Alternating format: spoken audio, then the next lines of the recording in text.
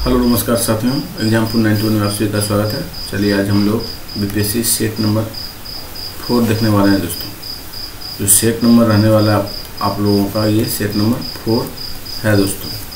जो भाई 1 से लेके 3 तक नहीं देखे होंगे वो ज़रूर से ज़रूर जाके प्लेलिस्ट में देखिए, क्योंकि जो भी टेस्ट सीरीज कराया जाएगा सभी एनसीईआरटी का क्वेश्चन पढ़ के निकाला गया दोस्तों, और इससे क्वेश्चन आने की प्रबल संभावना रहेगी दोस्तों। ये एनसीईआरटी से जो भी क्वेश्चन है एनसीईआरटी का है दोस्तों, अलग अलग सेट का ये क्वेश्चन नहीं है दोस्तों। चलिए हम लोग स्टार्ट करते हैं। चलिए क्वेश्चन देखिए, क्वेश्चन नंबर 1 है दोस्तों। संसाधनों का उपयोग करने की आवश्यकता को संतुलित करना और भविष्य के लिए उनका संरक्षण करना सतत विकास है। क्या है दोस्तों? सतत विकास है। चलिए हम लोग देखते हैं। संसाधन संपन्न दिया ये गलत है, समर्थन योग्य है ये भी गलत है आपका, तो सतत विकास है दोस्तों, आपका ये सही है दोस्तों। चलिए हम लोग आगे चलते हैं, थोड़ा कुछ पेन को मोटा कर लेते हैं दोस्तों।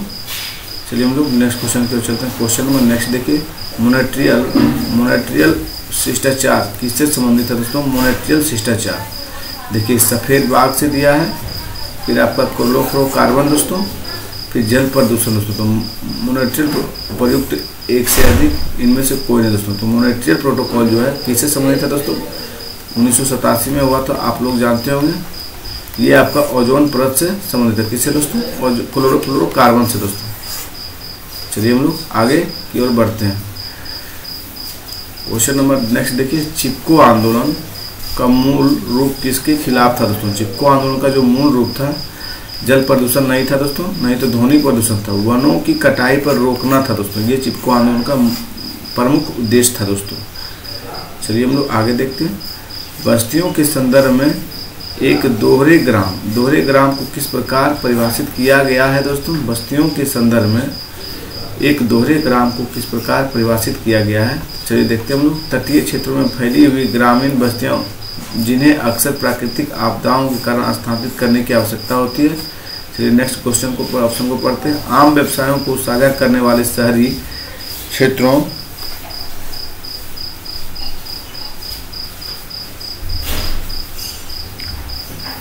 क्षेत्रों के दोनों किनारों पर फैली बस्तियां। फिर देखिए, किसी नदी के दोनों किनारों पर बसी हुई बस्तियां जहां कोई पुल या नौका हो दोस्तों। आपका तीसरा सही दोस्तों। क्या होगा इसका? तो दोस्तों होगा, बस्तियों के संदर्भ में एक दोहरे ग्राम को किस प्रकार परिभाषित किया जाता है? तो किसी नदी के दोहरे किनारे पर बसी हुई बस्तियों जहां कोई पुल या नौका हो दोस्तों। आपका तीसरा सही होगा दोस्तों। चलिए हम लोग नेक्स्ट क्वेश्चन की ओर चलते हैं। देखिए दोहरे ग्राम का क्या अर्थ है, इसको भी समझते हैं। दोहरे ग्राम बस्तियों नदी के दोनों किनारों पर फैली होती है जहाँ पुल या नौका होती है दोस्तों। याद कर जाइए आप लोग, यह एक स्थान एक साथ एक के बाद एक विकसित होने वाली दो अधिवास इकाइयों का समूह है दोस्तों। चलिए हम लोग आगे बढ़ते हैं। इस ग्राम प्रतिरूप में नाले और नदी को बस्तियों के बीच एक सीमा के रूप में कार्य करते हैं। ये ग्राम समान भौगोलिक परिस्थितियों में रहते हैं, लेकिन उनके राजस्व और प्रशासन को अलग से निपटाया जाता है दोस्तों। आपका विकल्प 3 सही है दोस्तों। देखिए, ग्रामीण बस्तियों को कई मानदंडों के आधार पर वर्गीकृत किया जाता है। विन्यास के आधार पर मैदानी ग्राम, पठारी ग्राम, तटीय ग्राम, वन ग्राम, मरुस्थलीय ग्राम दोस्तों। चलिए हम लोग नेक्स्ट क्वेश्चन की ओर चलते हैं दोस्तों। अगर वीडियो आप लोग देखते हैं एग्जाम्पल 91 पे दोस्तों, तो चैनल को जरूर से जरूर सब्सक्राइब कीजिएगा साथियों, क्योंकि आप लोगों के लिए क्वेश्चन आंसर करवाया जा रहा है एनसीईआरटी का दोस्तों। तो आप लोग इस चैनल को जरूर से जरूर सपोर्ट कीजिए। धन्यवाद दोस्तों। चलिए हम लोग आगे बढ़ते हैं। लाइक भी जरूर से जरूर कीजिए वीडियो को दोस्तों। कौन सा पुल रूस और यूक्रेन को जोड़ने वाला लिंक था दोस्तों? आप लोग जानते होंगे। तो कर्ज ब्रिज था दोस्तों। कौन सा था? कर्ज ब्रिज जो था, पुल रूस और यूक्रेन को जोड़ने वाला पुल था दोस्तों, कर्ज ब्रिज दोस्तों। चलिए हम लोग इसका थोड़ा डिस्कशन देखते हैं, क्योंकि अभी युद्ध हुआ दोस्तों रूस और यूक्रेन के बीच, इसलिए कर्ज ब्रिज को कर्ज स्टेट ब्रिज या क्रीमियन ब्रिज भी कहा जाता है साथियों। देखिए रूस और क्रीमिया को जोड़ने वाला एकमात्र पुल क्रीमिया ब्रिज था। यह समांतर पुलों की एक जोड़ी है। एक 4 लेन सड़क के लिए एक डबल ट्रैक रेलवे के लिए रूस के क्रास्नोडोर का कार्य के दमन प्रायद्वीप और क्रीमिया के कर्ज प्रायद्वीप के बीच कर जलडमरूमत फैला हुआ था दोस्तों, क्योंकि ये एग्जाम में आने की संभावना है दोस्तों, क्योंकि इस रूस और यूक्रेन युद्ध हुआ था दोस्तों। पुल 2014 की शुरुआत में क्रीमिया पर कब्जे के बाद रूसी संघ द्वारा बनाया गया था। इसकी लंबाई 19 किलोमीटर दोस्तों 12 मील है, जो इसे यूरोप का सबसे लंबा पुल और रूस द्वारा बनाया गया अब तक का सबसे लंबा पुल बनाता है दोस्तों। यह पुल यूक्रेन के हमलों का निशाना रहा है, जिसमें जुलाई 2023 में एक ड्रोन हमला भी शामिल है, जिसमें पुल की सड़क गलियों को क्षतिग्रस्त कर दिया गया था। चलिए हम लोग नेक्स्ट क्वेश्चन की ओर चलते हैं। जलवायु में आप किस जलवायु में आप रबर की फसल नहीं उगा सकते हैं दोस्तों? देखिए उष्णकटिबंधीय जलवायु में आप उगा सकते हैं, फिर उपोष्ण कटिबंधीय जलवायु में भी उगा सकते हैं, लेकिन आप ध्रुवीय जलवायु में नहीं उगा सकते दोस्तों। ये जलवायु में आप रबर को नहीं उगा सकते। चलिए हम लोग नेक्स्ट क्वेश्चन की ओर चलते हैं। ध्रुवीय जलवायु जो है दोस्तों आपका में आप रबर को नहीं उगा सकते हैं। रबर की फसल को उगाने के लिए गर्म और आर्द्र जलवायु की आवश्यकता होती है, जो ध्रुवीय जलवायु में संभव नहीं है दोस्तों। ध्रुवीय जलवायु में अत्यधिक कम तापमान और बहुत कम वर्षा होती है, जिससे रबर की फसलें का जीवित रहना असंभव हो जाता है दोस्तों। उष्णकटिबंधीय जलवायु, उपोष्ण कटिबंधीय जलवायु और भूमध्य रेखीय जलवायु सभी रबर की फसलों के लिए उपयुक्त है, क्योंकि ये आवश्यक गर्मी और आर्द्रता प्रदान करती है दोस्तों। रबर की फसलें मुख्य रूप से उष्णकटिबंधीय क्षेत्रों में उगाई जाती है, जहां थाईलैंड, इंडोनेशिया और मलेशिया जैसे देश प्रमुख उत्पादक है दोस्तों। देखिए रबर एक मूल्यवान वस्तु है दोस्तों, जिसका उपयोग ऑटोमोबाइल निर्माण और स्वास्थ्य सेवा सहित में किया जाता है दोस्तों। चलिए उष्णकटिबंधीय जलवायु के बारे में हम लोग देख लेते हैं। इस जलवायु की विशेषता पूरे वर्ष उच्च तापमान और आर्द्रता, जिसमें भारी बारिश के रूप में वर्षा होती है। गर्म और नम परिस्थितियों के कारण रबर की फसलें इस जलवायु में पनपती है दोस्तों। देखिए उपोष्ण कटिबंधीय जलवायु, देखिए यह जलवायु उष्ण कटिबंधीय जलवायु के समान है, लेकिन इसमें हल्का तापमान, कम आर्द्रता होती है। रबर की फसलें अभी भी इस जलवायु में उग सकती है, लेकिन उपज कटिबंधीय क्षेत्रों जितनी अधिक नहीं हो सकती है दोस्तों। भूमध्य रेखीय जलवायु, देखिए भूमध्य रेखीय जलवायु जो होता है वो आपका इस जलवायु की विशेषता उच्च तापमान और आर्द्रता है, जिसमें पूरे वर्ष वर्षा होती है। इस जलवायु में बहुत बार पूछा जाता है भूमध्य रेखीय जलवायु दोस्तों, याद रखिएगा। इस जलवायु में रबर की फसलें अच्छी तरह से विकसित हो सकती है और आइवरी कोस्ट और नाइजीरिया जैसे कुछ प्रमुख रबर उत्पादक देश भूमध्य रेखीय क्षेत्रों में स्थित है दोस्तों। चलिए हम लोग आगे क्वेश्चन देखते हैं। कौन सा द्वितीयक क्षेत्र की गतिविधि है दोस्तों? तो देखिए खनन आपका नहीं है, वानिकी भी नहीं है दोस्तों, लेकिन विनिर्माण आपका द्वितीयक क्षेत्र की गतिविधि है दोस्तों। चलिए हम लोग आगे चलते हैं। कौन सा राज्य बांस ड्रिप सिंचाई प्रणाली का उपयोग करता है दोस्तों? बांस ड्रिप सिंचाई का प्रयोग मेघालय करता है। कौन सा दोस्तों? मेघालय का जो है 200 वर्ष पुरानी कृषि वहाँ है बांस दोस्तों। चलिए हम लोग आगे चलते हैं। किस कारण से खेती को काटो और जलाओ मतलब स्लैश द बर्न विधि अपनाई जाती है दोस्तों? किस कारण से खेती की काटो और जलाओ विधि अपनाई जाती है दोस्तों? तो क्षेत्र को जल्दी से खाली करने के लिए दोस्तों? नहीं दोस्तों, क्षेत्र को जल्दी खाली करने के लिए नहीं। मिट्टी की उर्वरकता को कम करने के लिए भी नहीं दोस्तों। मिट्टी की उर्वरकता की पुनः पूर्ति करने के लिए किया जाता है दोस्तों। मिट्टी की उर्वरकता को पुनः पूर्ति के लिए काटो और जलाओ खेती की जाती है दोस्तों। चलिए हम लोग आगे चलते हैं। किसे सर्वोच्च संसाधन माना जाता है? निम्नलिखित में से किसे सर्वोच्च संसाधन माना जाता है दोस्तों? तो मानव संसाधन को सर्वोच्च संसाधन माना जाता है। किसे दोस्तों? मानव संसाधन। चलिए हम लोग आगे देखते हैं।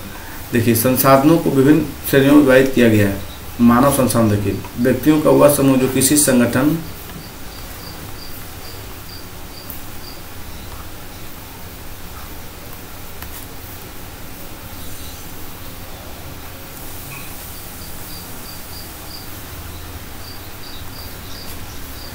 व्यक्तियों का वह समूह जो किसी संगठन, व्यावसायिक क्षेत्र, उद्योग और अर्थव्यवस्था के लिए काम करता है उसे मानव संसाधन कहा जाता है दोस्तों। मानव पूंजी लोगों के पास ज्ञान और क्षमताएं हैं, वह एक अधिक विशिष्ट विचार है। मानव संसाधन को सर्वोच्च संसाधन माना जाता है क्योंकि इसमें किसी भी अन्य संसाधनों को बदलने की क्षमता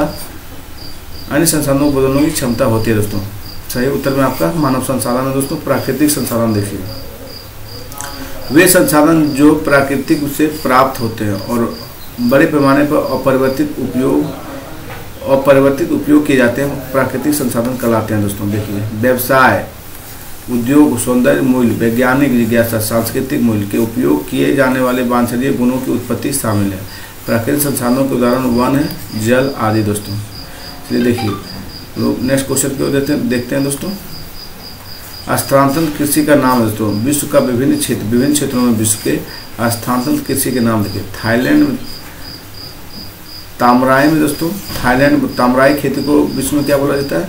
थाईलैंड में तामराई बोला जाता है। टोगिया दोस्तों म्यांमार में बोला जाता है। मिल्पा आपका मैक्सिको और मध्य अमेरिका में मिल्पा बोला जाता है। मैक्सिको और मिल्पा कहाँ बोला जाता है? तो मैक्सिको और मध्य अमेरिका में दोस्तों मिल्पा बोला जाता है। टोगिया दोस्तों म्यांमार में बोला जाता है। तामराई थाईलैंड में दोस्तों। आगे कर जाइए, एक क्वेश्चन फिक्स रहेगा इसे दोस्तों। कौन को दोस्तों वेनेजुला में बोला जाता है। स्थानांतरित कृषि जो है कौन को कहाँ बोला जाता है? वेनेजुला में दोस्तों। रोका आपका ब्राजील में। रोका कहाँ बोला जाता है? ब्राजील में दोस्तों। रोका ब्राजील में। मसोले कांगो और मध्य अफ्रीका में मसोले बोला जाता है दोस्तों। लडांग आपका इंडोनेशिया में। लडांग कहाँ होता है? इंडोनेशिया में दोस्तों। चलिए हम लोग और देखते हैं। इंडिया में जो भारत के विभिन्न क्षेत्रों में स्थानांतरित कृषि के नाम देखिए। झूम जो दोस्तों है उत्तर पूर्व में झूम बोला जाता है। झूम कहाँ बोला जाता है? उत्तर पूर्व में दोस्तों। पेम्पलो दोस्तों ये मणिपुर में बोला जाता है। कहाँ? मणिपुर में पेम्पलो दोस्तों। दीपा दोस्तों ये छत्तीसगढ़ में बोला जाता है। दीपा छत्तीसगढ़ में। बेवर या दहिया दोस्तों ये कहाँ बोला जाता है? मध्य प्रदेश में। बेवर और दहिया मध्य प्रदेश में दोस्तों। पोडू और पेंदा दोस्तों ये कहाँ बोला जाता है? आंध्र प्रदेश। पोडू और पेंदा आंध्र प्रदेश में। कुमारी आपका कहाँ बोला जाता है? पश्चिम घाट में। कुमारी पश्चिम घाट में दोस्तों। कुमारी आपका पश्चिम घाट में बोला जाता है। पोडू या पेंदा दोस्तों आंध्र प्रदेश में। बेवर या दहिया दोस्तों मध्य प्रदेश में। दीपा आपका छत्तीसगढ़ में दोस्तों। पेम्पलो मणिपुर में दोस्तों। ब्रिक्स देशों के किस देश की शिशु मृत्यु दर सबसे कम है दोस्तों? विश्व ब्रिक्स देशों में किस देश की शिशु मृत्यु दर सबसे कम है? तो रूस की दोस्तों। किसकी? रूस की मृत्यु दर सबसे कम है दोस्तों। चलिए हम लोग आगे चलते हैं। कौन सा एक अनवीकरणीय संसाधन है दोस्तों? अनवीकरणीय संसाधन आपका दोस्तों प्राकृतिक गैस जो है अनवीकरणीय संसाधन है। क्या है दोस्तों? और अनवीकरणीय संसाधन आपका प्राकृतिक गैस है दोस्तों। चलिए हम लोग आगे देखते हैं। ह्यूमन यूनिवर्सल पुस्तक किसने लिखी दोस्तों? ह्यूमन यूनिवर्सल पुस्तक जो लिखे थे वो लिखे थे दोस्तों डोनाल्ड ई ब्राउन दोस्तों। कौन लिखे थे? डोनाल्ड ई ब्राउन दोस्तों ह्यूमन यूनिवर्सल पुस्तक लिखे थे दोस्तों। चलिए हम लोग आगे चलते हैं। क्वेश्चन नंबर नेक्स्ट देखिए। कौन सा महाद्वीप विश्व के आधे से अधिक टीन प्रदान करता है? तो कौन सा महाद्वीप जो है विश्व का आधे से अधिक टीन को उत्पादित करता है? ये आपका एशिया है दोस्तों। कौन सा है? एशिया दोस्तों। चलिए हम लोग आगे चलते हैं। रूहर औद्योगिक क्षेत्र किस देश में स्थित है दोस्तों? ये जर्मनी में दोस्तों। जर्मनी का औद्योगिक नगरी बोलते हैं रूहर औद्योगिक क्षेत्र को दोस्तों। कहाँ पे? जर्मनी को दोस्तों। चलिए हम लोग आगे की ओर बढ़ते हैं। देखिए, अन्य उद्योगों के लिए कच्चे माल का उत्पादन करने वाला उद्योग निम्नलिखित में से किसके द्वारा जाना जाता है दोस्तों? अन्य उद्योगों के कच्चे माल का उत्पादन करने वाला उद्योग निम्नलिखित में किसके द्वारा जाना जाता है? तो बुनियादी उद्योग के रूप में जाता है। किस उद्योग में दोस्तों? बुनियादी उद्योग के रूप में जाना जाता है। चलिए हम लोग आगे देखते हैं दोस्तों। गोदावरी नदी की एक सहायक नदी कौन सी है दोस्तों? इंद्रावती है। कौन सी है दोस्तों? इंद्रावती है दोस्तों। फिर पेनगंगा ये सब भी है दोस्तों। मंजरी ये सब भी गोदावरी की सहायक नदी है। तो इंद्रावती इसमें ऑप्शन में दिया गया है, आपका इंद्रावती होगा दोस्तों। चलिए हम लोग आगे चलते हैं। कौन सी नदी धुआंधार जलप्रपात बनाती है दोस्तों? कौन सी नदी पर धुआंधार जलप्रपात बनाती है? तो नर्मदा पे दोस्तों। कहाँ पे बनाती है? नर्मदा पे दोस्तों। चलिए हम लोग देखते हैं आगे। नर्मदा नदी दोस्तों ऑप्शन दिया गया। नर्मदा पे आपका धुआंधार जलप्रपात बनाती है। चलिए आगे। भारतीय वन सर्वेक्षण का मुख्यालय कहाँ स्थित है दोस्तों? तो देहरादून है। कहाँ पे? देहरादून है दोस्तों। हल्का क्वेश्चन है ये सब दोस्तों। चलिए हम लोग आगे देखते हैं। भारत की सबसे बड़ी बहुउद्देशीय नदी घाटी परियोजना कौन सी? सबसे बड़ी, यहाँ पे देखिए, सबसे बड़ी बहुउद्देशीय घाटी नदी, भारत की सबसे बड़ी बहुउद्देशीय नदी घाटी परियोजना बोला गया दोस्तों। तो दामोदर देखिए आपका सबसे बड़ी नहीं है, ये आपका सबसे पहले बनाया गया था 1948 में अमेरिका के टेनेसी एक्ट के द्वारा दोस्तों, उनके तर्ज पे बनाया गया था 1948 में दामोदर घाटी को दोस्तों। लेकिन सबसे बड़ी बहुउद्देशीय परियोजना बोला है तो आपका भाखड़ा नागल बांध परियोजना। कौन सा दोस्तों? भाखड़ा नागल बांध परियोजना दोस्तों। चलिए हम लोग देखते हैं भाखड़ा नागल परियोजना दोस्तों। यह पंजाब, हरियाणा, राजस्थान का संयुक्त उद्यम है दोस्तों। यह भारत की सबसे बड़ी बहुउद्देशीय नदी घाटी परियोजना है और यह भाखड़ा में सतलुज पर 518 मीटर लंबा और 226 मीटर ऊंचा सीधा गुरुत्वाकर्षण बांध बना हुआ दोस्तों। परियोजना की नहर प्रणाली में अब 14.8 लाख हेक्टेयर से सिंचाई हो रही है दोस्तों। यह 1204 मेगावाट विद्युत उत्पन्न करती है। देखिए एडिशनल इन्फॉर्मेशन देखिए, दामोदर नदी घाटी परियोजना दोस्तों, यह पश्चिम बंगाल और झारखंड की सिंचाई, बाढ़ नियंत्रण और विद्युत उत्पादन के एकीकृत विन्यास के लिए की गई है दोस्तों। और 1948 में स्थापित दामोदर नदी घाटी निगम प्रशासित भारत की सबसे शुरुआती बहुउद्देशीय परियोजना में से एक है दोस्तों। चलिए हम लोग आगे चलते हैं। डेन्यूब नदी का उद्गम किस देश में दोस्तों? ये डेन्यूब नदी का उद्गम भी दोस्तों आपका जर्मनी में दोस्तों। किस देश में? जर्मनी में दोस्तों, राइन नदी के किनारे पर। चलिए हम लोग आगे चलते हैं। कर्मनाशा नदी बिहार के किस जिले में स्थित है दोस्तों? कर्मनाशा आपका कैमूर जिले में। बिहार के किस जिले में कर्मनाशा दोस्तों? कैमूर जिले में कर्मनाशा है दोस्तों। चलिए हम लोग देखिए कर्मनाशा कहाँ पे है। कर्मनाशा नदी गंगा की सहायक नदी है दोस्तों। बिहार के कैमूर जिले में निकलती है और भारतीय राज्यों उत्तर प्रदेश और बिहार से होकर बहती है दोस्तों। उत्तर प्रदेश और बिहार के बीच सीमा के साथ इसके बाईं और यूपी की ओर सोनभद्र और चंदौली, वाराणसी और गाजीपुर जिले हैं। इसके दाईं और बिहार के कैमूर और बक्सर जिले स्थित है दोस्तों। कर्मनाशा गढ़वाल हिमालय में एक नदी का नाम भी है। कर्मनाशा नदी सहायक नदी देखिए दुर्गावती है, नाड़ी है, चंद्रप्रभा, करुणुटी, खुजरी है दोस्तों, कर्मनाशा की सहायक नदी दोस्तों। चलिए इंद्रपुरी बैराज बिहार के निम्नलिखित किस जिले से में स्थित है दोस्तों? इंद्रपुरी बैराज दोस्तों आप लोग जान रहे होंगे। इंद्रपुरी बैराज बिहार के किस जिले में स्थित है दोस्तों? ये आपका रोहतास। कहाँ पे स्थित है? रोहतास में दोस्तों। चलिए हम लोग आगे चलते हैं। India state of forest report 2019 के अनुसार बिहार में वन वृद्धि क्षेत्र कितनी वृद्धि हुई दोस्तों? ये आपका 6.99 वर्ग किलोमीटर की वृद्धि हुई दोस्तों। India state of forest report 2019 के अनुसार बिहार में वन की वृद्धि दोस्तों 6.99 वर्ग किलोमीटर वृद्धि दोस्तों। चलिए हम लोग आगे चलते हैं। किस जनजाति को पसारी तथा प्रचलित है दोस्तों? पसारी प्रथा प्रचलित है किस जनजाति में दोस्तों? किस जनजाति में पसारी प्रथा प्रचलित है? तो उरांव में दोस्तों। किस जनजाति में? उरांव में ये प्रथा प्रचलित है दोस्तों। चलिए हम लोग आगे देखते हैं। देखिए उरांव जनजाति पसारी प्रथा प्रचलित है। उरांव जनजाति जिसे कुरुक के नाम से भी जाना जाता है, द्रविड़ भाषी मानव विज्ञानी समूह है दोस्तों। छोटा नागपुर पठार और आसपास के क्षेत्रों में निवास करते हैं। यह मुख्य रूप से भारतीय राज्यों में झारखंड हो गया, उड़ीसा, छत्तीसगढ़ और पश्चिम बंगाल में है दोस्तों। उरांव दक्षिण एशिया के 5 सबसे बड़ी जनजातियों में से एक है। मुख्य रूप से पूर्व मध्य भारत में जंगली ऊंचे इलाकों में रहते हैं, जिसमें झारखंड का छोटा नागपुर क्षेत्र,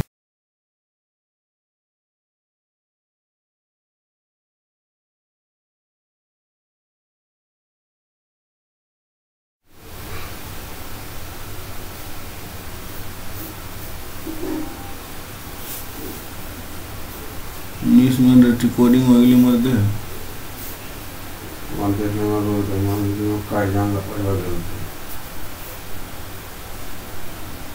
चार्जर भी बंद हो गया हमारे से।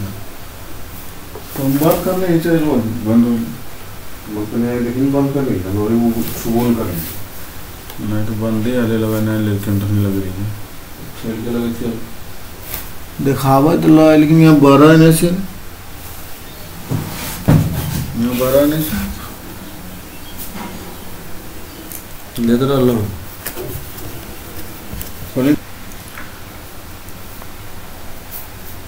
चलिए हम लोग आगे देखते हैं दोस्तों। बिहार राज्य से उत्पन्न वे खुद को कुरुक कहते हैं और गोंडी और मध्य भारत में अन्य आदिवासी भाषाओं के समान द्रविड़ भाषा बोलते हैं दोस्तों। देखिए झारखंड की जनजातियों में भारत झारखंड राज्य में रहने वाली 32 जनजातियां शामिल है दोस्तों। भारतीय मानव विज्ञान ललित प्रसाद विद्यार्थी द्वारा उनके संस्कृत प्रकारों के आधार वर्गीकृत किया गया दोस्तों। चलिए हम नेक्स्ट क्वेश्चन को चलते हैं। दर्रा जो दिए गए विकल्प में सबसे ऊंचाई पर स्थित है वह है दोस्तों, वो कौन सा दर्रा है? तो आपका नाथुला दर्रा है दोस्तों। सबसे ऊंचाई पर जो स्थित है आपका नाथुला है। चलिए देखते हैं हम लोग नाथुला के बारे में दोस्तों। नाथुला दर्रा ऊंचाई इस प्रकार है दोस्तों। नाथुला का 4310 मीटर है दोस्तों और रोहतांग दर्रा का 3978 मीटर है दोस्तों। और जोजिला दर्रा का है आपका 3528 मीटर दोस्तों। जोजिला दर्रा कितना? 3528। और खैबर दर्रा का दोस्तों 1070 मीटर। कितना? 1070।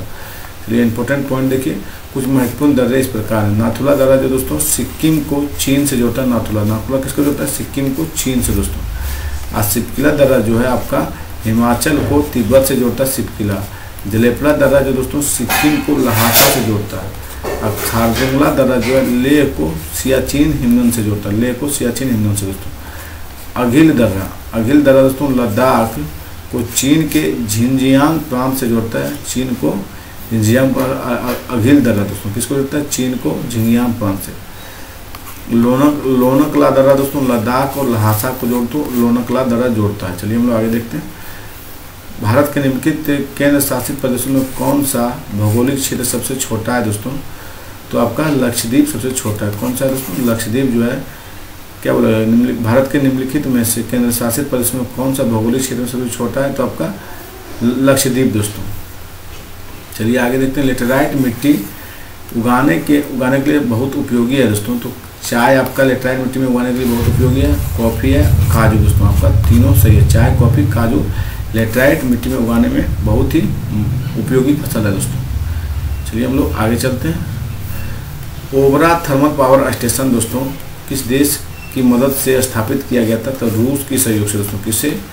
रूस की सहयोग से यह स्थापित किया। कहाँ किया गया दोस्तों? ये यूपी में किया गया था दोस्तों। चलिए हम लोग देखते हैं। तो पूर्व सोवियत संघ दिया गया दोस्तों, यही रूस में किया गया था दोस्तों। चलिए हम लोग आगे देखते हैं। जादूगोला किस खानों के लिए प्रसिद्ध है दोस्तों? जादूगोला आप लोग जानते हैं यूरेनियम के लिए, यूरेनियम निक्षेप के लिए प्रसिद्ध है जादूगोला दोस्तों। जादूगोला कहाँ पड़ता है? झारखंड में दोस्तों। कहाँ? झारखंड में दोस्तों। चलिए हम लोग आगे पर चलते हैं। कौन सा राज्य देश में चावल का सबसे बड़ा उत्पादक है दोस्तों? कौन सा राज्य जो है देश में चावल का सबसे बड़ा उत्पादक है? तो पश्चिम बंगाल देश में चावल का सबसे बड़ा उत्पादक राज्य है दोस्तों। चलिए हम लोग नेक्स्ट क्वेश्चन की। जूट को डैश फाइबर के रूप में जाना जाता है दोस्तों। जूट को जाना जाता है सुनहरा रेशा के रूप में दोस्तों। किस नाम से? सुनहरा रेशा के नाम से जूट को जाना जाता है। चलिए हम लोग नेक्स्ट क्वेश्चन की। राष्ट्रीय जलमार्ग संख्या 2 किस राज्य में स्थित है दोस्तों? राष्ट्रीय जलमार्ग संख्या 2 किस राज्य में पूछा है दोस्तों? सदिया से धुबरी है दोस्तों, लेकिन सदिया से धुबरी असम राज्य में स्थित है। कहाँ पे दोस्तों? असम में। चलिए हम लोग इसके बारे में आगे नेक्स्ट क्वेश्चन देखते हैं। कौन सा भारत का सबसे लंबा रेलवे पुल है दोस्तों? भारत का सबसे लंबा रेलवे पुल पूछा है। देखिए नेहरू सेतु आपका द्वितीय स्थान पे है और सबसे बड़ा आपका बेम्बानाथ ब्रिज है दोस्तों। ये 4036 किलोमीटर है दोस्तों, मतलब 4036 मीटर है दोस्तों लगभग। भारत में पहली पशु जनगणना कब की गई दोस्तों? पशु जनगणना तो 2019-20 में भारत में पहली पशु जनगणना की गई थी दोस्तों। नेक्स्ट देखिए। भारत के सबसे ऊंचे हवाई अड्डे का नाम क्या है दोस्तों? तो कुसुक बाकुला रिम्पोच हवाई अड्डा नाम है। क्या दोस्तों? कुसुक बाकुला रिम्पोच हवाई अड्डा लद्दाख है दोस्तों। चलिए हम लोग आगे नेक्स्ट क्वेश्चन की ओर बढ़ते हैं। देखिए के अंत में रबी फसल बोई जाती है दोस्तों। तो अक्टूबर के अंत में रबी फसल बोना शुरू हो जाता है दोस्तों, अक्टूबर से नवंबर के बीच। चलिए हम लोग आगे चलते हैं। 2011 की जनगणना के अनुसार भारत के निम्नलिखित में से किस राज्य में सबसे कम लिंगानुपात दर्ज किया गया दोस्तों? तो 2011 की जनगणना के अनुसार भारत में सबसे कम लिंगानुपात कहाँ दर्ज किया गया दोस्तों? उत्तराखंड में ठीक ठाक लिंगानुपात है दोस्तों, तमिलनाडु में ठीक ठाक है, लेकिन पश्चिम बंगाल में आपका कम दर्ज किया गया इस राज्यों की अपेक्षा दोस्तों। इसी चलिए हम लोग देखते हैं। देखिए उत्तराखंड में जो किया गया दोस्तों 963 1000 पुरुष पे था, तमिलनाडु में 1000 पुरुष पे 996 महिलाएं थी, पश्चिम बंगाल में 950 थी दोस्तों, हिमाचल में 972 थी दोस्तों। तो सबसे कम आपका पश्चिम बंगाल में ही ऑप्शन के हिसाब से किया गया था दोस्तों। चलिए हम लोग आगे देखते हैं। भारत के निम्नलिखित में से किस राज्य में साक्षरता दर सबसे अधिक है दोस्तों? भारत के निम्नलिखित किस राज्य में साक्षरता दर सबसे अधिक है? तो दोस्तों सबसे अधिक जो साक्षरता दर है दोस्तों ये आपका केरला में दोस्तों। कितना है तो जानते हैं आप लोग, 93% लगभग है दोस्तों। चलिए हम लोग आगे चलते हैं। राजनीतिक दल की संस्था क्या दर्शाती है दोस्तों? राजनीतिक दल की संस्था क्या दर्शाती है? तो देखिए, संविधान की राजनीतिक आदर्श, समाज में राजनीतिक विभाजन और राजनेता की आकांक्षा। तो देखिए आपका क्या बोला गया? राजनीतिक दल। यहाँ से आपका दोस्तों पॉलिटिकल क्वेश्चन स्टार्ट हो गया दोस्तों, पॉलिटिकल साइंस। राजनीतिक संस्था क्या दर्शाती है? समाज में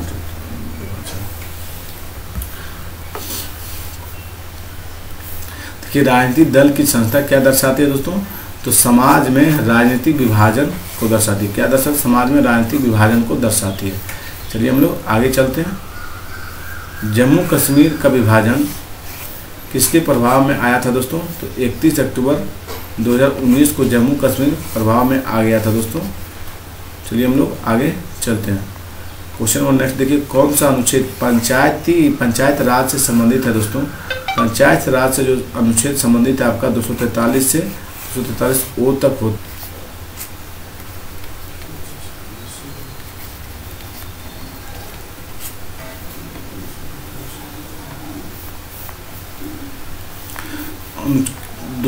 अनुच्छेद में दोस्तों ग्राम सभाओं से संबंधित है। फिर देखिए ये पंचायत से संबंधित है, ये आप लोग जानबे करते हैं। फिर देखिए 243 पी से 243 जेड डी दोस्तों नगर पालिका से संबंधित है।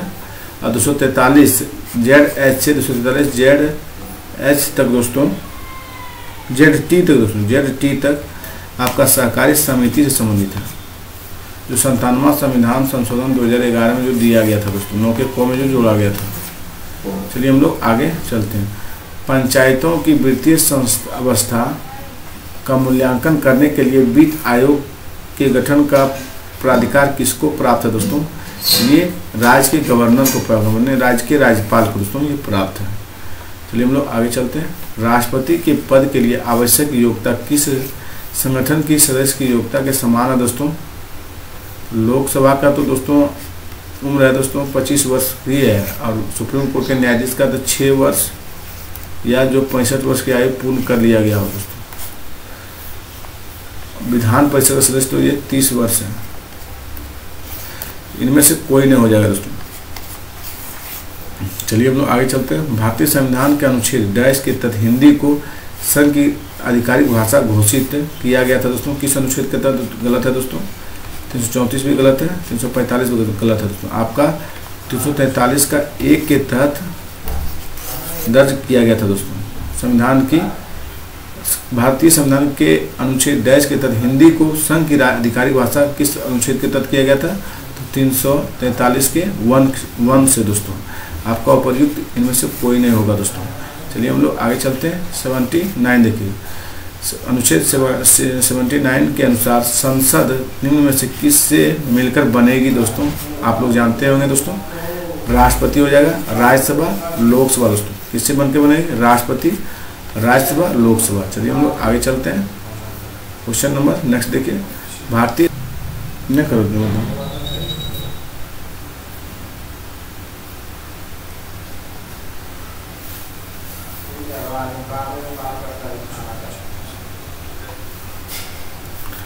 नेक्स्ट क्वेश्चन क्यों चलते हैं। निम्नलिखित कालक्रम के अनुसार विकल्पों को व्यवस्थित कीजिए। देखिए मिनर्वा मिल्स जो है दोस्तों ये 1980 में आया था। फिर देखिए 44वां संविधान संशोधन दोस्तों आपका 1978 में, ये याद कर लीजिए क्योंकि बार बार ये पूछा जाता है। 44वां संविधान संशोधन 1978 में आया था दोस्तों। केशवानंद भारती मामला दोस्तों ये 1973 में आया दोस्तों। कब आया? 1973 में, ये भी याद रखिएगा। और संशोधन से प्रस्ताव दोस्तों, संशोधन से प्रस्ताव ये आया था 42वां संविधान संशोधन 1973 दोस्तों, 1976 सॉरी दोस्तों, 1976 का 42वां संविधान संशोधन 1976 में ये आया था दोस्तों। इस हिसाब से आप लोग सजा लीजिएगा। कोई भी कहीं भी पूछा जाएगा दोस्तों, ये चारों क्वेश्चन इसी तरह आएगा दोस्तों। मिनर्वा मिल्स 1980 में आया था, और 44वां संविधान संशोधन 1978 में, केशवानंद भारतीय मामला 1973 में दोस्तों, संशोधन से प्रस्तावना 42वां संविधान संशोधन 1976 दोस्तों, प्रस्तावना जो संशोधन किया गया। देखिए पहले आपका हो जाएगा 3, फिर 4 दोस्तों, फिर 2, 4, 3, 2, फिर दोस्तों पहले आपका 3 आएगा दोस्तों, 3 के बाद फिर 4, 3 के बाद 4 देखिए आपका सी है दोस्तों, 3 के बाद 4, फिर 2, फिर 1 दोस्तों। देख लीजिए यहाँ पे पहले 3 है, फिर आपका 4 है, फिर 2 है, फिर 1 है दोस्तों। इंपॉर्टेंट क्वेश्चन है दोस्तों, VVI क्वेश्चन है ये दोस्तों। चलिए हम लोग आगे देखते हैं। भारत के संविधान में निम्न में से कौन सा पद का उल्लेख नहीं है दोस्तों? तो भारत के संविधान में उप प्रधानमंत्री का पद का उल्लेख नहीं है दोस्तों। किसका नहीं है? तो उप प्रधानमंत्री का दोस्तों उल्लेख नहीं है। चलिए हम लोग आगे चलते हैं। राष्ट्रीय आपातकाल के संदर्भ में कथनों पर विचार करना है। राष्ट्रीय आपातकाल की उद्घोषणा को संसद दोनों सदनों द्वारा इसके जारी होने की तारीख से 1 महीने के भीतर अनुमोदन किया जाना चाहिए। ये आपका सही है दोस्तों। फिर देखिए आपातकाल की उद्घोषणा या उसके जारी रहने का अनुमोदन करने वाला प्रत्येक प्रस्ताव केवल लोकसभा, देखिए केवल लोकसभा नहीं होता दोस्तों, यहीं पे आपका ये गलत है। यह विशेष बहुमत प्रावधान 44वां संविधान संशोधन 1978 द्वारा पेश किया जाना चाहिए दोस्तों। आपका 1 और 3 राइट है दोस्तों, मतलब सही है। 1 और 3 आपका जो है सही है दोस्तों। यहाँ पूछा कौन सा सही है, तो 1 और 3 दोस्तों। चलिए हम लोग नेक्स्ट क्वेश्चन की ओर चलते हैं। भारत के संविधान का कौन सा अनुच्छेद राज्यपाल की क्षमादान शक्ति है दोस्तों? तो आप लोग जानते हैं राज्यपाल की क्षमादान शक्ति 161 अनुच्छेद में, किसमें दोस्तों? 161 अनुच्छेद में दोस्तों। चलिए हम लोग नेक्स्ट क्वेश्चन की ओर जांचता है दोस्तों। तो ये आपका लोक लेखा समिति जांचता है दोस्तों। कौन जांचता है? लोक लेखा समिति दोस्तों।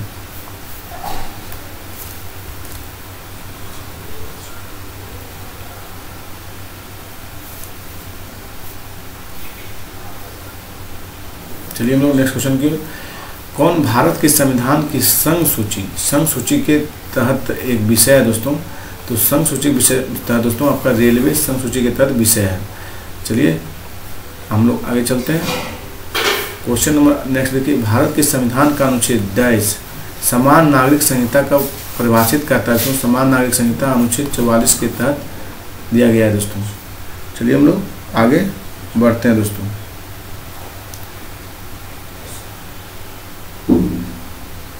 42 में दोस्तों 42 अनुच्छेद में क्या दिया गया? राज्य को काम की न्याय संगत और मानवीय परिस्थितियों और मातृत्व राहत का प्रावधान दोस्तों।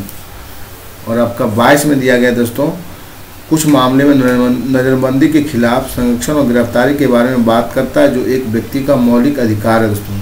अनुच्छेद 24 में दोस्तों यह कहता है कि 14 वर्ष से कम आयु किसी भी बच्चे को कारखाने में, खदानों में रोजगार नहीं दिया जाएगा या किसी अन्य खतरनाक रोजगार में नहीं लगाया जाएगा। अनुच्छेद 24 यह स्टेटमेंट था दोस्तों। चलिए हम लोग आगे चलते हैं। भारत के निम्नलिखित में कौन सा गठन RTI अधिनियम से छूट नहीं प्राप्त है दोस्तों? तो विमान अनुसंधान केंद्र, अनुसंधान विश्लेषण विंग और सूचना ब्यूरो दोस्तों। किसी का नहीं, इनमें से कोई नहीं होगा दोस्तों, इसमें किसी को छूट प्राप्त नहीं है दोस्तों। चलिए हम लोग आगे देखते हैं। 1976 में 42वें संविधान संशोधन अधिनियम द्वारा मूल सूची में 4 नए निर्देश जोड़े गए थे। देखिए बच्चों के स्वास्थ्य विकास के अवसरों की सुरक्षित करना 39 में है दोस्तों। असमान न्याय को बढ़ावा देने के लिए गरीबों को मुफ्त कानून सहायता 39 के ए में है दोस्तों। उद्योगों के प्रबंधन और श्रमिकों की भागीदारी सुनिश्चित करने के लिए कदम उठाना अनुच्छेद 43 के ए में है दोस्तों। पर्यावरण की रक्षा और सुधार के लिए वन्य जीवों की रक्षा अनुच्छेद 48 का ए में है दोस्तों। 4 विषय है। और 1978 के 44वां संविधान संशोधन अधिनियम एक और निर्देश सिद्धांत है जो राज्य की आवश्यकता है। चलिए हम लोग आगे चलते हैं। देखिए 2006वां संविधान संशोधन द्वारा 45वां अनुच्छेद में जो विषय था दोस्तों बदल आ गया और प्रारंभिक शिक्षा अनुच्छेद में जोड़ा गया दोस्तों। देखिए कौन सा निम्नलिखित कथनों पर विचार कीजिए। राष्ट्रपति, उपराष्ट्रपति, राज्यसभा के सदस्य दोस्तों क्या बोले? अनुपातिक प्रतिनिधित्व प्रणाली के अनुसार एकल संक्रमित मत के माध्यम चुने जाते हैं और मतदान गुप्त मतपत्रों द्वारा होता है दोस्तों। तो देखिए आपका राष्ट्रपति सही है और उपराष्ट्रपति सही है दोस्तों। राज्यसभा के सभी सदस्य ये गलत है दोस्तों। आपका 1 और 2 सही है दोस्तों। चलिए हम लोग आगे बढ़ते हैं दोस्तों। राज्यसभा के सदस्यों को डैश वर्ष सदस्यों पूछा गया, यहाँ पे ट्विस्ट है दोस्तों, पूछा गया अभी क्वेश्चन। राज्यसभा के सदस्यों की वर्ष की अवधि के लिए चुना जाता है, तो ये 6 वर्ष की अवधि के लिए चुना जाता है दोस्तों। चलिए हम लोग नेक्स्ट क्वेश्चन की ओर चलते हैं। देखिए भारतीय संविधान के किस अनुच्छेद में अंतरात्मा की स्वतंत्रता और धर्म की स्वतंत्रता, पेशे, अभ्यास और प्रचार की स्वतंत्रता दी गई है दोस्तों। तो अनुच्छेद 25 में दोस्तों धर्म की स्वतंत्रता दिया गया। 25 से 28 अनुच्छेद में वर्णन किया गया दोस्तों धर्म की स्वतंत्रता। चलिए हम लोग आगे चलते हैं। भारत के चुनाव आयोग के अनुसार एक राष्ट्रीय पार्टी के रूप में मान्यता प्राप्त करने के लिए एक राजनीतिक दलों को डैश में होना चाहिए दोस्तों, कम से कम 4 राज्यों में दोस्तों होना चाहिए। चलिए हम लोग आगे बढ़ते हैं नेक्स्ट क्वेश्चन को। उपराष्ट्रपति को पद से कौन हटा सकता है दोस्तों? तो उपराष्ट्रपति को पद से आपका संसद हटा सकती है। कौन दोस्तों?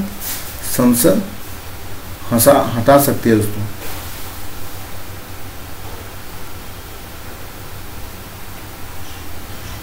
चलिए हम लोग आगे बढ़ते हैं दोस्तों। भारतीय संविधान के अनुच्छेद 148 डैश की नियुक्ति के लिए मार्गदर्शक माना गया दोस्तों। तो भारत के नियंत्रक एवं महालेखा परीक्षक को CAG जिसे बोलते हैं दोस्तों, इसकी नियुक्ति 148 अनुच्छेद के द्वारा मार्गदर्शक माना गया है दोस्तों। चलिए हम नेक्स्ट क्वेश्चन पे चलते हैं। भारतीय संविधान के निम्नलिखित में किस अनुच्छेद में राज्यपाल के शपथ का प्रारूप दिया गया है दोस्तों? तो राज्यपाल की शपथ के प्रारूप संविधान के 159 अनुच्छेद में दिया गया। किसमें दोस्तों? 159 अनुच्छेद में। देखिए हम लोग 155 में जो दिया गया दोस्तों वो आपका दिया गया है किसी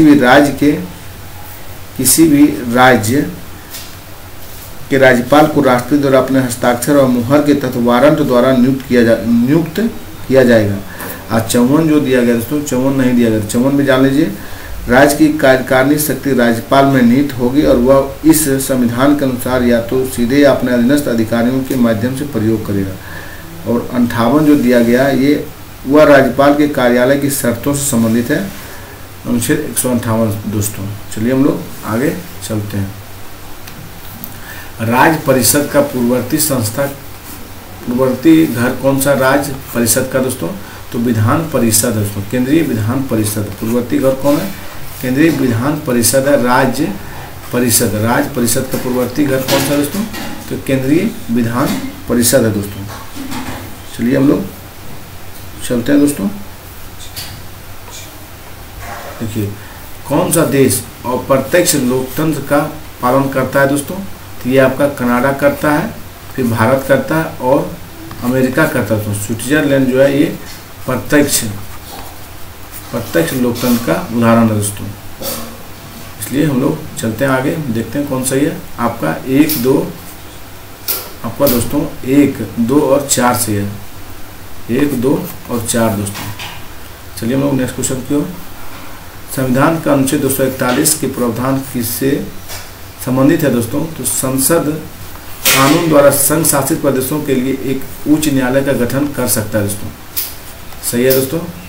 फिर संसद ऐसे किसी भी क्षेत्र में किसी भी अदालत को केंद्र शासित प्रदेश का उच्च न्यायालय घोषित कर सकता है और केंद्र शासित प्रदेशों के लिए एक अलग उच्च न्यायालय होगा दोस्तों। तो आपका 1 से अधिक इसमें सभी सही है दोस्तों। चलिए हम लोग आगे चलते हैं दोस्तों।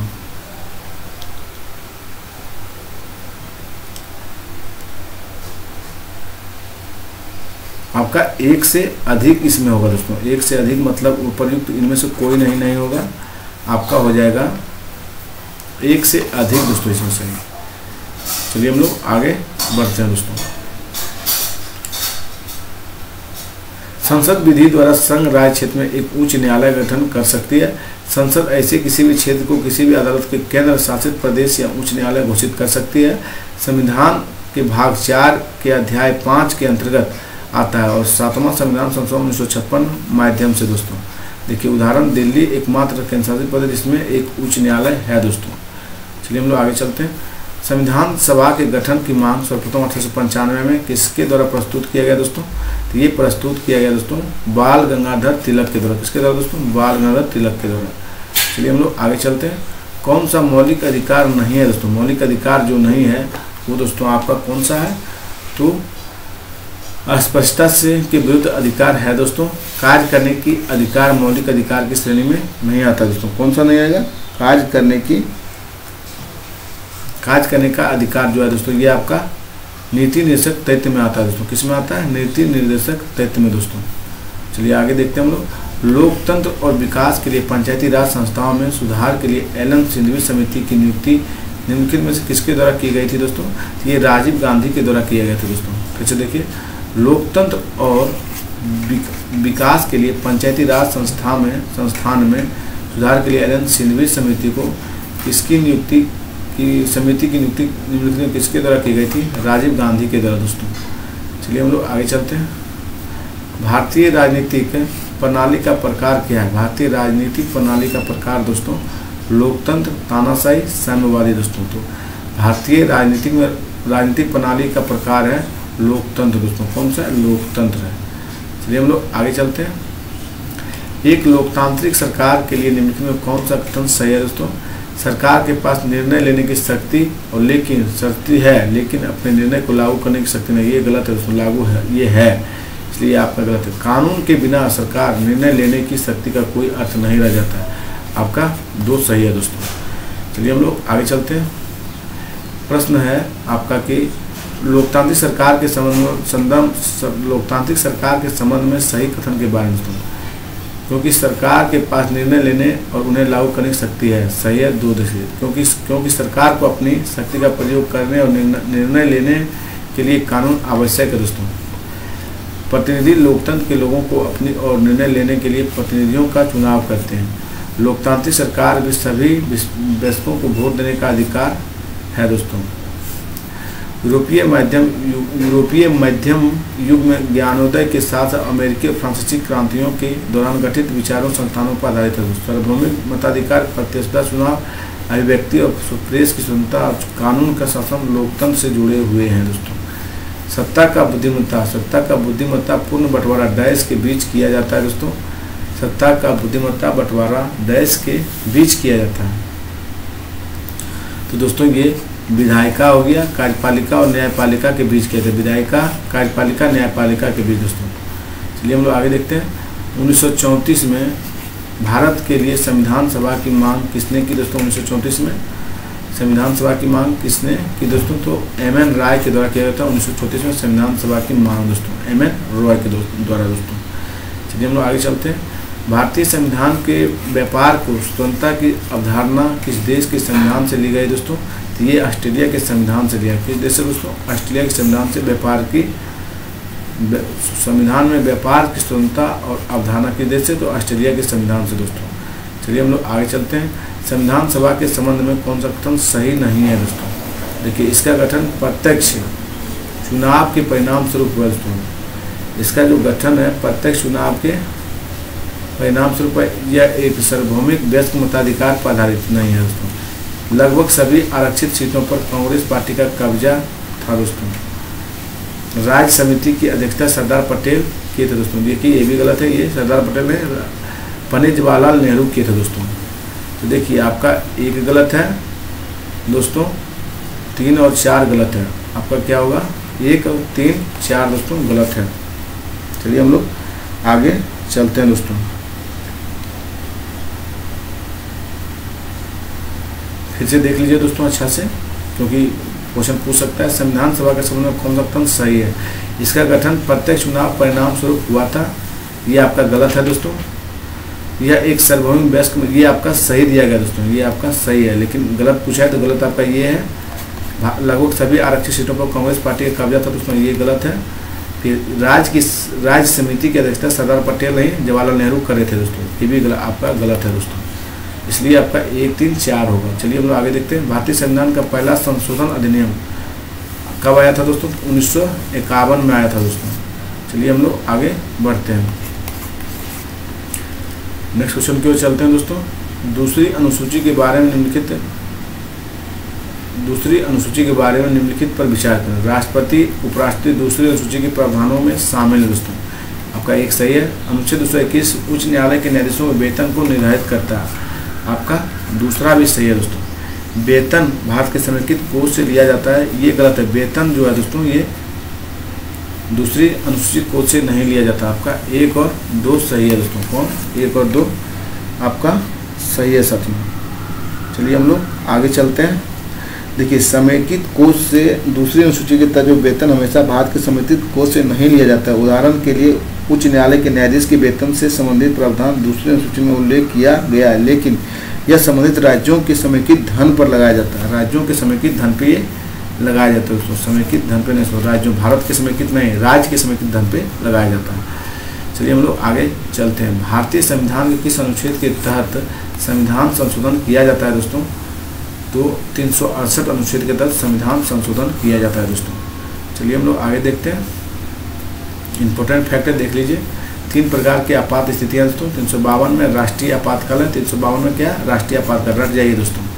राज्य में राष्ट्रीय शासन का उल्लेख अनुच्छेद 356 के तहत किया गया। तो राज्य में राष्ट्रीय शासन का उल्लेख जो है अनुच्छेद 356 के तहत किया गया। भारतीय संविधान का अनुच्छेद 360 में वृत्तीय आपातकाल है दोस्तों। VVI तीनों क्वेश्चन है दोस्तों। चलिए हम लोग आगे चलते हैं।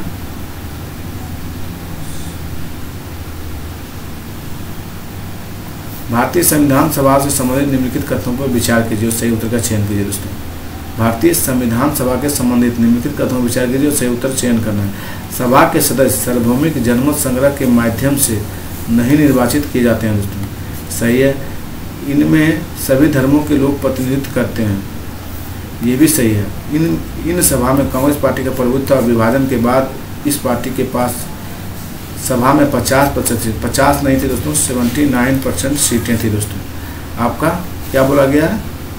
कौन सा सही है? तो आपका 1 और 2 सही है दोस्तों। केवल आपका 1 और 2 सही है दोस्तों।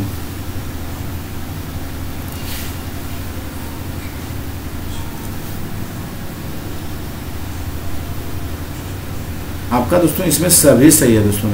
सॉरी, आपका जो है इसमें आपका सभी सही है दोस्तों। भारत की संविधान सभा से निम्नलिखित कथनों पर विचार करना है। तो सभा के सदस्य सार्वभौमिक जनमत संग्रह के माध्यम से नहीं निर्वाचित किए गए थे।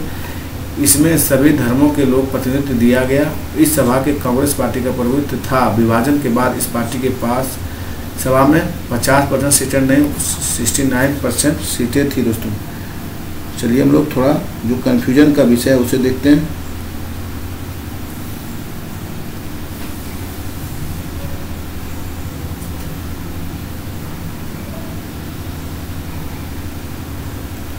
इसमें आपका दोस्तों इनमें से 2 आपका नहीं होगा दोस्तों, ये गलत है। आपका इनमें से उपयुक्त तो कोई भी हो जाएगा दोस्तों। 1 से अधिक है दोस्तों, 1 से अधिक दोस्तों, ध्यान रखिएगा आप लोग। चलिए हम लोग आगे चलते हैं। सबसे पहले संविधान सभा को 389 पर रखी गई थी दोस्तों। भारतीय संविधान विभाजन के बाद 299 सदस्य थे और 229 प्रांतों में 70 रियासतों से थे। 15 महिलाएं थी कुल संविधान सभा में दोस्तों। कैबिनेट मिशन योजना की सिफारिश का पालन करना था और सीटों का विभाजन जनसंख्या के आधार